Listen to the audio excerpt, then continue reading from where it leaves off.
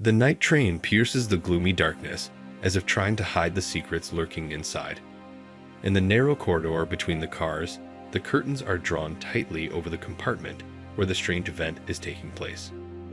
My curious gaze is fixed on the place, as if unconsciously eager to unravel the mystery that is playing out inside. The noise and hum of the train floats in my ears, creating an atmosphere of anticipation. What is going on in there? Who is hiding behind those closed doors? I can't resist, my hand reaches for the handle, and I venture into this grim scene where the dramas of fate unfold in the heart of the train. Brace yourselves, for the story from the train compartment, full of mystery and mystery, is just beginning. The story happened in 1988, when I was 9 years old. We lived in Baranovichi. Vacations began, and in early June, my mother put me on the train Brest-Irkutsk. It was almost 3 days' trip to Novosibirsk, where my grandparents lived. Nowadays, it is probably unlikely that the law allows a child to travel such a long distance unaccompanied by an adult. However, in Soviet times, there were no problems with this, and from the age of 8, I was already traveling on my own. A nice-looking, intelligent mother and her son, who was a year younger than me, were in the compartment as well. A few hours later, a man of about 35 joined us. Strangely enough, even after all these years, I remember him clearly. He had a mustache, a slightly overweight face, a slight paunch, and was of medium height. In general, an ordinary man, not handsome, but also unattractive. Rather, we all got to know each other. The woman's husband was a military man. She worked as a school teacher herself, and they were going as far away as Novosibirsk. I don't remember what the man said about himself. He was also going somewhere outside Novosibirsk. With the boy, we quickly became friends. The woman was sociable and friendly. Man, that was still the mountains. It seems, and 5 minutes did not pass without another joke in the Bosca. All in all, ideal company for such a long trip. On the second day of the trip, I noticed that the man began to woo her. He takes her aside, gives her a friendly hug during one of her jokes. At the station, he bought something tasty, and the children also had something to eat. In the evening, the table was full of fruit and sweets. There was a bottle of champagne. My boy and I went to sleep on the top shelves, and they cooed downstairs for a long time yet. On the third day, the boy became visibly sour. He reacted to the man's joke without a smile, and when his mother went to the bathroom, he said to him, "Isn't your wife jealous of you?" This day went in the same way as the previous day, the only difference being that the woman was already reacting to his touch with visible pleasure. The last night of my trip came. Tomorrow, early in the morning, my grandfather would meet me at the Pirog. In the afternoon, I would already be running around with my many friends I hadn't seen in 9 months. In general, in anticipation of all this, I hardly slept, but just lay still, with nothing to do, trying through the noise of the wheels to hear the conversations below. It was lightning outside the window, that is, it was already 4 in the morning. The dialogue was interrupted, some rustling sounds, then her voice, with the words "no, no, don't," and his voiced "hush, hush, hush." Then the rustling sounds again, and then the rhythmic sounds began. It didn't last more than 2 minutes. I froze, in some kind of complete shock, through the flicking of my eyes, looking at the sleeping boy. They were making love right under his bed. In his head, how could such an intelligent woman cheat in such a short period of acquaintance, and still 1.5 meters away from his son? Well, yes, what can I hide? And the excitement in me was wild from these sounds, from the fact that I became the owner of the forbidden secret, too, and that everything happens so close. Just stretch your hand. Half an hour later, I pretended to wake up. Pulling my sleep mask over my face, I climbed down to go to the bathroom. They sat across from each other in silence on separate beds. She had a sort of, sad detached face. Maybe she was sorry for what she had done, or maybe she was just in shock herself.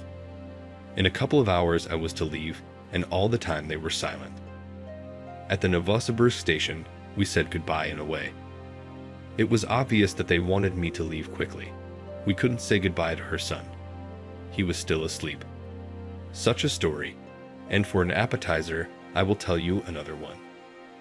It's much like the last one, only it ended innocuously.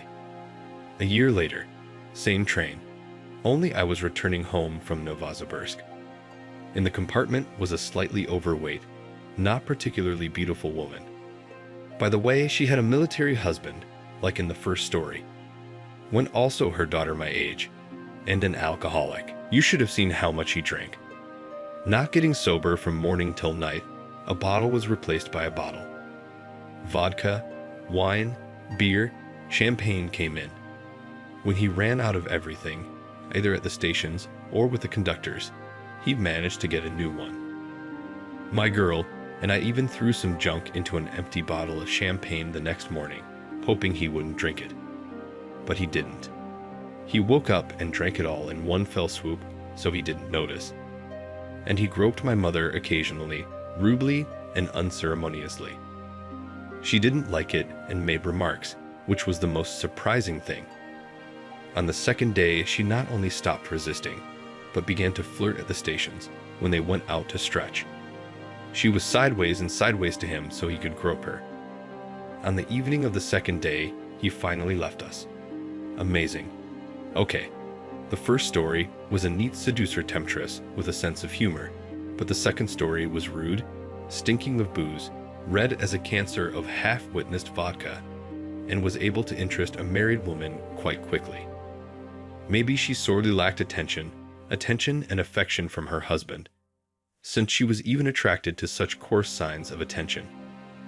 Your opinion, please write in the comments. Very interesting to hear. And now on to the second story. Silence reigns in the house as if a prelude to something irreversible. I came home earlier than usual, expecting a calm and warm welcome. But what I saw in the bedroom made my heart swoon for a moment. There, in the arms of another man, lay my wife, as if betrayal had enveloped us both in its cold veil. Shock and helplessness overwhelmed me, but I mustered all my strength and walked into the room, looking them in the eye. What did I say? What did they say? Prepare to hear and know the truth, for the story of the drama of cheating on my wife is just beginning. At the age of 24, I met my future wife through the internet. At that time, I lived in a miserable rented apartment, ate dumplings, there was no TV, and from the entertainment was only the old computer. I worked in a factory, yes, on a machine. For 10,000, you understand, I did not luxuriate in it, and I drank a lot because I was lonely. I met her on a dating site. After a few days, we hooked up, and somehow she came to stay with me. I was shocked myself. How a girl would want to live in such a hovel. And then it was like a breakthrough for me. Apparently, some unknown strength or responsibility appeared, but I began to go uphill. A year and a half became a simple worker course chief with a salary of 100 to 120 kilograms. In another 6 months, I got my own project, which brought another as much. I worked from 7 a.m. to 7 p.m., with no holidays for 3 years. I bought an apartment and an expensive foreign car. Proposal, honeymoon in Egypt on New Year's Eve, as there was no other time, no vacation. She never worked anywhere. Somehow she didn't have to, and I didn't see the point. Our town was poor. The maximum she could earn was 5,000 to 6,000 rubles.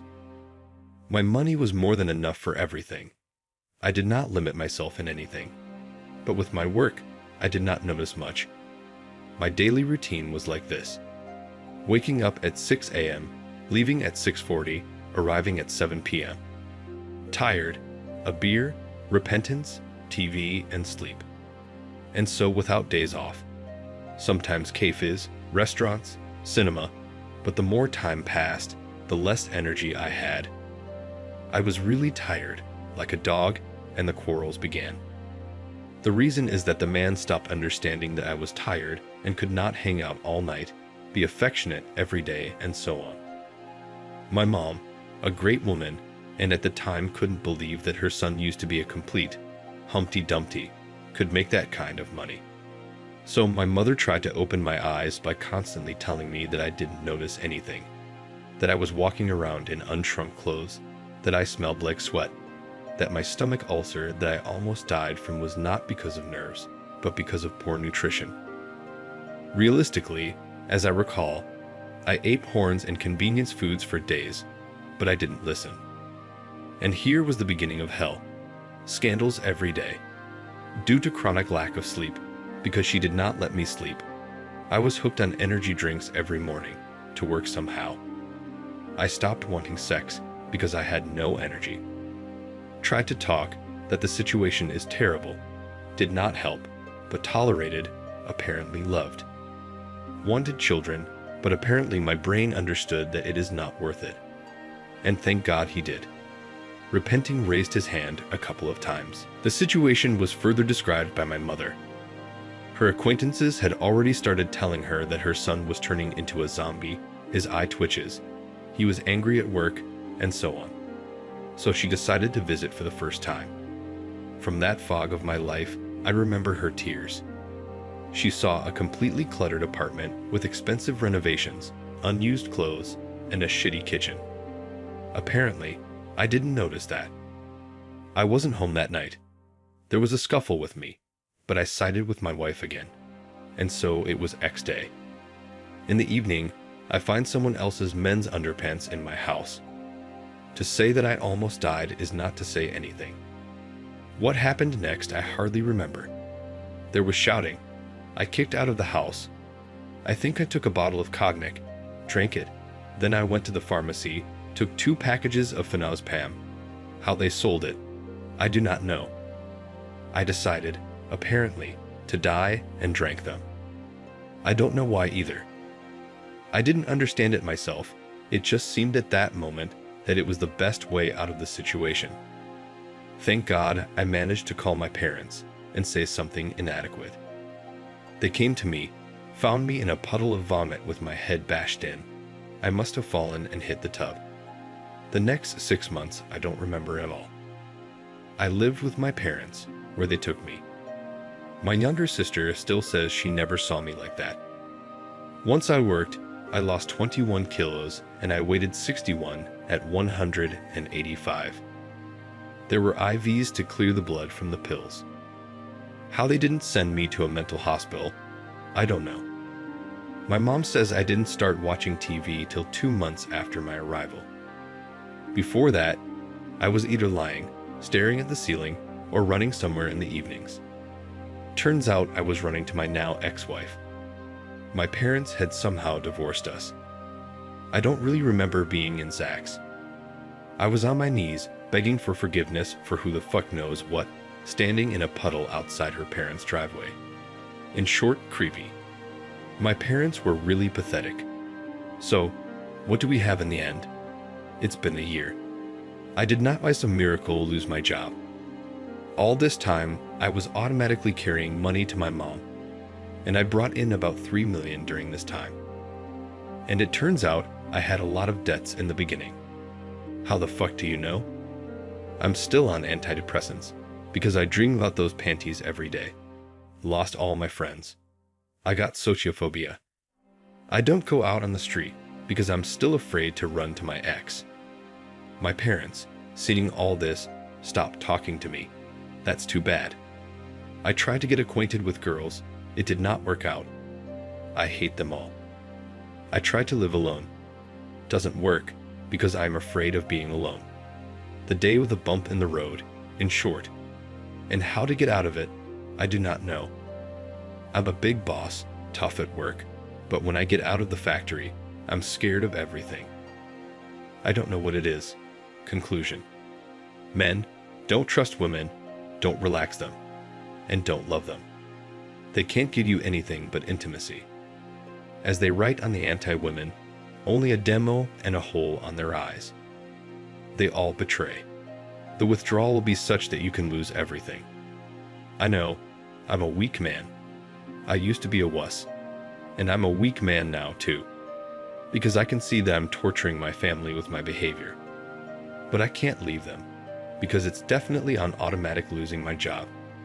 Probably. And it is unlikely that I will get such a chance in life again. I live now only for her. Maybe my money will help my parents. My ex never worked anywhere. She tries to call me from time to time. Anyway, sorry for the confusion. I'm just really sick of everything. Sometimes thoughts of suicide come over me to end it all. Because in a year, there's no change except a lot of dough. You say you need to pull yourself together and move on to find the one, the only one. Kind of not. Recently, just a couple of weeks ago, I was talking to a guy at my job, and what I heard just made my hair go up in smoke. I definitely don't want a relationship after that. I'll give you the first-person account of his story. I tell my wife that I will go to the country house on the 30th. Well, to make a dacha for the holidays. Shashlik, mashlik. I took a TV set and a music center. I took the refrigerator to the dacha and cleaned it up after the winter. I said I would come the second evening. Besides, it's a woman's day at work, so I drove over. My mother-in-law dropped off my 5-year-old daughter. Didn't make it. The engine stalled, and no matter how I tried to start it, nothing. They dragged me, put the old man's car at home. I think I will call a friend in the morning to drive the car to the service. Waiting for my wife. It's 10:00 p.m. No. 11:00 p.m. No. I call. The subscriber is unavailable. 2400. No. 40 minutes past 1. Well, I think I'll go smoke on the loggia and go straight to the banya. Just lit up, I hear the door open, and the house is dark. I turned off the light everywhere. My wife showed up. I was about to go into the hallway to meet her, and then I hear that she is not alone. I went back to the loggia, not straight from the corridors to the bedroom. On the way, only my clothes flew in different directions. I don't know how I could stand it. I waited until they settled in the bedroom. Well, when my wife began to groan and wail in a voice, I went quietly. I went in and said in a voice, "Should I hold the candle, or will you take the third?" The wife threw the man out of herself and off the bed, and immediately I'm sorry. I do not know how it happened. I drank a lot. And her most intimate phrase, there was practically nothing. He did not even have time to come. I said, maybe I should have waited until he made our bed dirty. While I was arguing with my wife, the man took off in silence. All night long, she walked from bedroom to hall to me. I'm sorry. I'm sorry. I'm sorry. I only love you. I'm sorry. In the morning, I couldn't stand it. Sent me a letter inside, shouted, "Go away, get lost, so to speak," in profanity. And before, even in front of other women, did not swear. Almost, slips out there casually. At 11 a.m., I get a call from her friend. Svetka. It was her birthday, she asks.